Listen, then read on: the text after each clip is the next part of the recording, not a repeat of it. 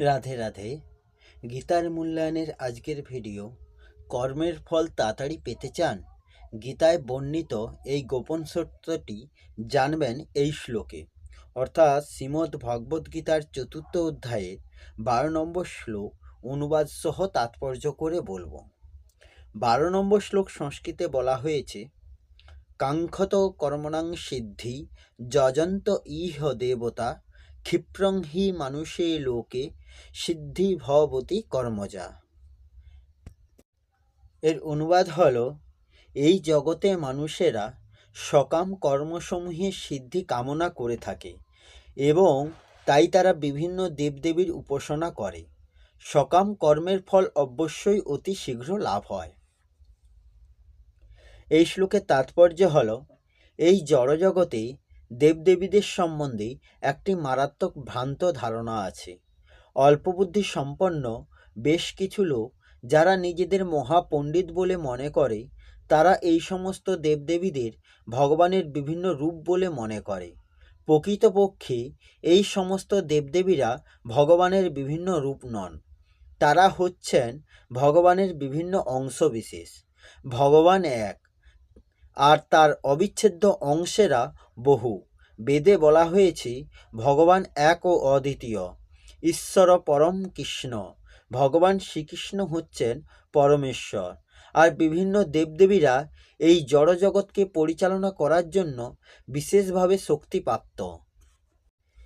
এই সমস্ত দেবদেবীরাও জড়জগতের বিভিন্ন শক্তিসম্পন্ন জীব, তাই তারা কোনো অবস্থাতেই ভগবানের অর্থাৎ নারায়ণ, বিষ্ণু বা কৃষ্ণের সমকক্ষ হতে পারেন না।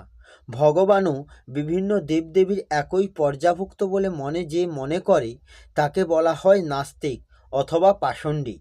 এমনকি দেবাদিদেব মহাদেব এবং আদি পিতামহ ব্রহ্মাকেও ভগবানের সঙ্গে তুলনা করা চলে না। প্রকৃতপক্ষে শিব, ব্রহ্মা আদি দেবতারা নিরন্তর ভগবানের সেবা করেন, কিন্তু তা সত্ত্বেও মানব সমাজে অনেক নেতা আছে যাদের মূর্খ লোকেরা ভগবানের নরত্ব আরোপ এই ভ্রান্ত ধারণা বশবর্তী হয়ে অবজ্ঞার জ্ঞানে পূজা করে। ইহ দেবতা বলতে এই জড়জগতের কোনো শক্তিশালী মানুষকে অথবা দেবতাকে বোঝায়, কিন্তু ভগবান শ্রী নারায়ণ, শ্রী বিষ্ণু বা শ্রীকৃষ্ণ হচ্ছেন পরমেশ্বর। তিনি জড়জগতের অন্তর্গত নন, তিনি জড়জগতের অতীত চিন্ময় জগতে অবস্থান করেন। এমনকি মায়াবাদ দর্শনের প্রণেতা শ্রীপাদ শঙ্করাচার্যও বলে গেছেন, নারায়ণ অথবা শ্রীকৃষ্ণ এই জড় সৃষ্টির অতীত। কিন্তু তা সত্ত্বেও মূর্খ লোকেরা হিতজ্ঞান দ্রুত ফল লাভ করার আশায় বিভিন্ন দেবদেবীর পূজা করে। তারা ফল লাভ করে বটে, কিন্তু এই সমস্ত মূর্খ লোকগুলি বুঝতে পারে না যে বিভিন্ন দেবদেবীকে পূজা করার ফলে প্রাপ্ত ফল অনিত্য এবং তা অল্পবুদ্ধি সম্পন্ন মানুষদের জন্য। কিন্তু প্রকৃত বুদ্ধিমান তিনি ভগবানেরই সেবা করেন। তাৎকালীন অনিত্য লাভের জন্য বিভিন্ন দেবদেবীকে পূজা করা নিষ্প্রয়োজন।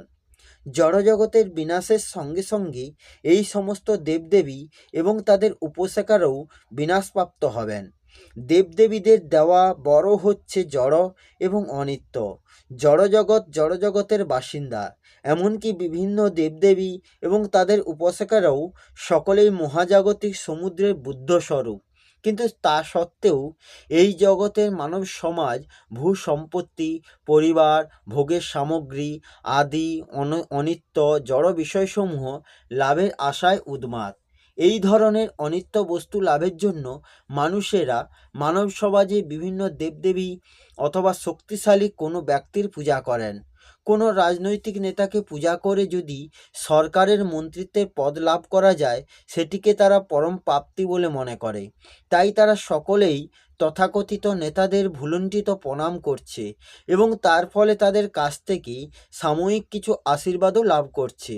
এই সমস্ত মূর্খ লোকেরা জড়জগতের দুঃখ কষ্ট থেকে চিরকালের জন্য মুক্ত হবার জন্য ভগবানের শরণাগত হতে আগ্রহী নয়। সকলেই তাদের ইন্দ্রিয় তৃপ্তি সাধন করার জন্য ব্যস্ত এবং তুচ্ছ একটু ইন্দ্রিয় সুখভোগ করার জন্য তারা দেবদেবী নামক বিশেষ ক্ষমতাপ্রাপ্ত জীবেদের আরাধনার প্রতি আকৃষ্ট হয়। এই শ্লোক থেকে বোঝা যায় যে খুব কম মানুষই কৃষ্ণ ভাবনার প্রতি আকৃষ্ট, অধিকাংশ মানুষই ইন্দ্রিয় সুখভোগ করার জন্য উৎসাহী এবং তাই তারা শক্তিশালী কিছু জীবের আরাধনা করছে। এই হল শ্রীমদ্ ভগবদ্ গীতার ৪র্থ অধ্যায়ের ১২ নম্বর শ্লোকের অনুবাদ সহ তাৎপর্য। আসবো পরের ভিডিওতে। রাধে রাধে। জয় শ্রীকৃষ্ণ। জয় গীতা।